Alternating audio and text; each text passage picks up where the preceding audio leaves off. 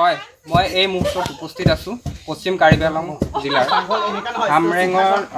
হামৰেং সমষ্টিৰ জেংখাইৰ হৰলংচৰা গাঁৱত। আৰু এই গাঁৱৰে এজন বিশেষভাৱে সক্ষম যুৱক কিছুদিন পূৰ্বে একমাত্ৰ আমি নিউজ নেক্সট ওৱানে প্ৰথমবাৰৰ বাবে এই বাতৰি সম্প্ৰচাৰ কৰি নিশ্চয় আপোনালোকে জ্ঞাত বৰিং ৰম্পি নামৰ যিজন যুৱক দুখন হাত নাই তেওঁ দুখন হাত নথকাৰ স্বপ্ন তেওঁ শিক্ষাৰ দিশে তেওঁ যি আপুনি কল্পনা কৰিব নোৱাৰিব ইমানখিনি তেওঁ আগবাঢ়ি গৈছে।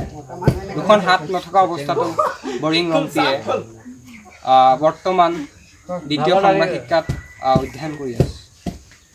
সেই যুৱকজনৰ ঘৰত প্ৰথম অৱস্থাত আমাৰ নিউজ নেক্সট ওৱানৰ লংকাৰ সংবাদদাতা ফাৰহান আহি উপস্থিত হৈছিল আৰু প্ৰথমবাৰৰ বাবে এই ঘৰ অতি আৰ্থিক অৱস্থা বা অতি দৰিদ্ৰ পৰিয়ালটোত আহি পেলাই প্ৰথমবাৰৰ বাবে বাতৰি সম্প্ৰচাৰ কৰি অসম চৰকাৰ তথা অসমৰ ৰাইজৰ দৃষ্টিগোচৰ কৰিছিল। পৰৱৰ্তী সময়ত দেখিবলৈ পোৱা গৈছে আমাৰ এই বাতৰিৰ গুৰুত্ব পাই পেলাই বিভিন্ন দল সংগঠন তথা ৰাজনৈতিক সংগঠন আহি এই বৰিং ৰম্পিৰ ঘৰত উপস্থিত হৈছিল।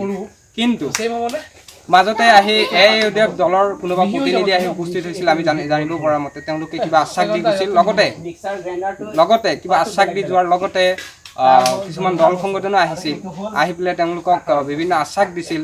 কিন্তু সেইখিনি আশ্বাসৰ বা পৰৱৰ্তী সময়ত তেওঁলোকৰ ওচৰত কোনোবা ব্যক্তি আহিছিল নেকি বা চৰকাৰ বা প্ৰশাসনৰ কোনো মানুহ আহিছিল নেকি আহি তেনেকুৱা এই যুৱক বিশেষভাৱে অক্ষম বুলি নকওঁ মই বিশেষভাৱে সক্ষম যিগৰাকী হয়তো আপোনাৰ মোৰ হাত থাকিও কৰিব নোৱাৰোঁ ভৰি থাকিও কৰিব নোৱাৰোঁ সেইগৰাকী যুৱকে কৰি দেখুৱালে। আমি পোনে পোনে সেইগৰাকী যুৱকৰ ওচৰলৈ যাম আৰু তেওঁৰ পৰা আমি প্ৰথম অৱস্থাত জানিব বিচাৰিম প্ৰথমবাৰ যিহেতু আমাৰ নিউজ নেক্সট ওৱানে এই বাতৰি সম্প্ৰচাৰ কৰিছিল। আৰু এই চাগতে মই আৰু এটা কথা ক'ব বিচাৰোঁ এইখন কাৰ্বি আংলঙৰ অতি পিছপৰা অঞ্চল যিখন অঞ্চলত বিশেষকৈ এই অঞ্চলটোত মই য'ত এতিয়া বৰ্তমান উপস্থিত আছোঁ মই হোজাইৰ পৰা আহি বৰ্তমান ইয়াত উপস্থিত হৈছোঁ। এই অঞ্চলত এটা কথা ক'লে হয়তো ভুল নহ'ব ইয়াত সংবাদ মাধ্যমৰ লোক আহি হয়তো খুব কমে উপস্থিত হয় এই অঞ্চলটো। আৰু তেনে এটা অঞ্চলত এনে এজন বিশেষভাৱে সক্ষম মই পুনৰবাৰ কৈছোঁ বিশেষভাৱে সক্ষম যুৱকৰ কৰুণ কাহিনী হয়তো অসমৰ ৰাইজে তথা অসম চৰকাৰৰ দৃষ্টি আকৰ্ষণ কৰিবলৈ একমাত্ৰ নিউজ নেক্সট ওৱানে সক্ষম হৈছে। আমি পোনে পোনে বৰিং ৰম্পিৰ ওচৰলৈ যাম তেওঁৰ পৰা জানিব বিচাৰিম আমাৰ বাতৰি সম্প্ৰচাৰ কৰাৰ পিছত তেওঁলোকে আৰু কেনেধৰণৰ কিবা আশ্বাস পাইছিল নেকি বা চৰকাৰী পক্ষৰ পৰা কিবা আশ্বাস দিয়া হৈছিল নেকি তেওঁলোকৰ আমি পোনে পোনে যাম বৰিং ৰম্পিৰ ওচৰত। হয় আচ্ছা ইয়াত যেতিয়া আমাৰ লংকাৰ সংবাদদাতা আহি প্ৰথমবাৰৰ বাবে নিউজ নেক্সট ওৱানত বাতৰি সম্প্ৰচাৰ কৰিছিল তাৰপিছত ৰাজনৈতিক দলো আহি আশ্বাস দিছে কোনোবা কিবা দিব তেনেকৈ কি হৈছিল প্ৰথম ক'ব গৈছিল আমাৰ বাতৰিটো প্ৰচাৰ হোৱাৰ পিছত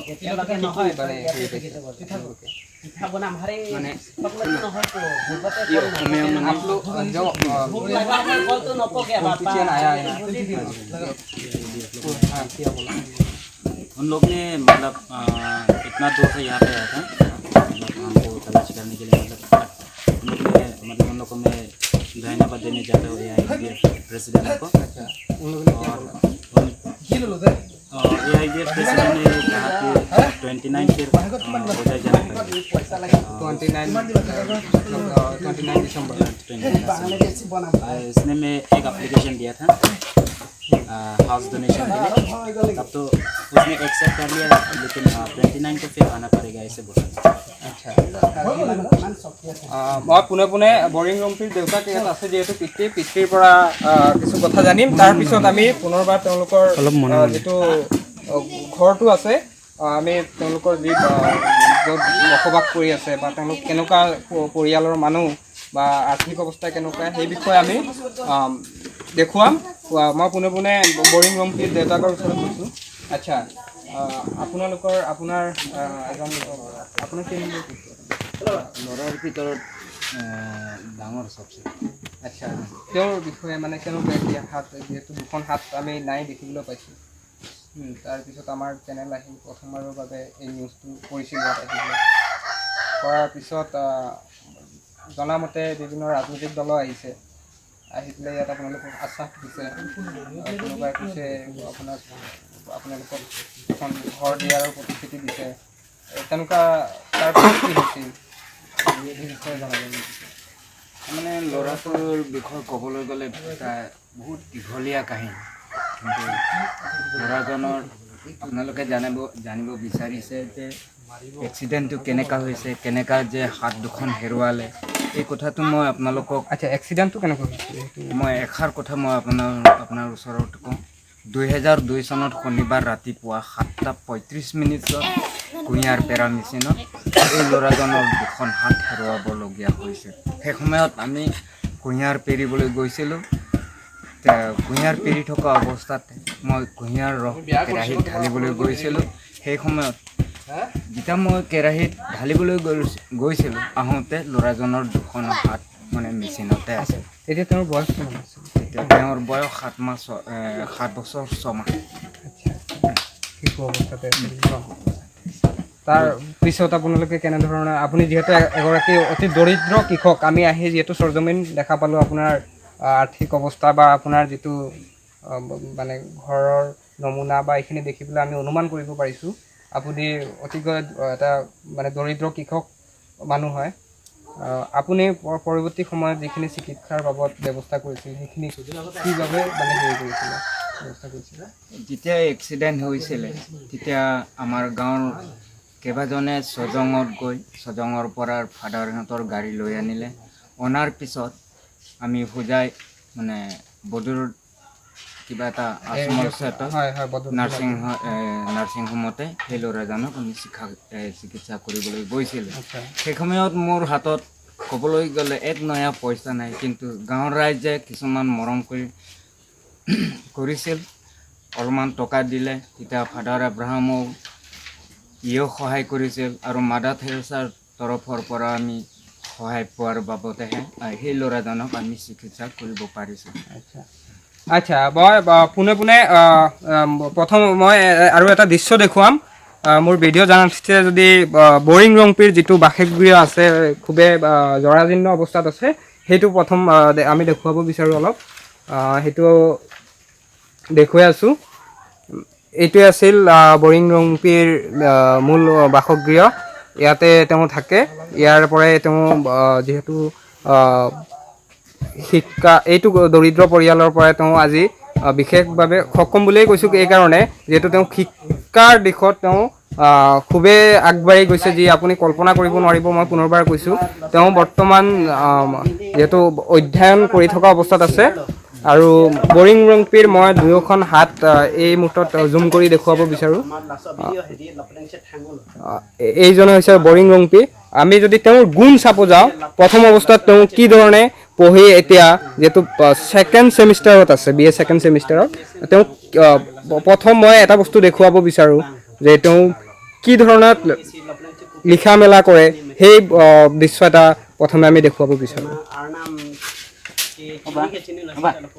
এইটো মই খুবেই দুখজনক, যিহেতু তেওঁ এই বহীখন আছে ইয়াত তেওঁ নিজে ল'ব নোৱাৰিলে।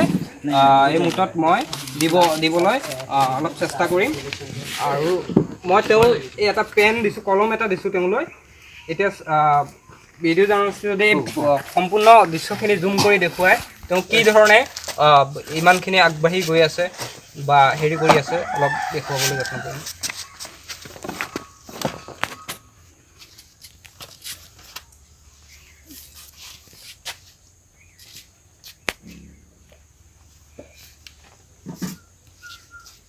প্ৰথম অৱস্থাত আপুনি আপোনাৰ নাম, এড্ৰেছ আমাক আমি আপোনাক জানি বুজি বেছি কষ্ট নিদিওঁ, তথাপিও আমি আমাৰ অসমৰ ৰাইজক বা চৰকাৰক দৃষ্টিগোচৰ কৰাবৰ কাৰণে আমি কিছুমান বস্তু দেখুৱাবলৈ বাধ্য।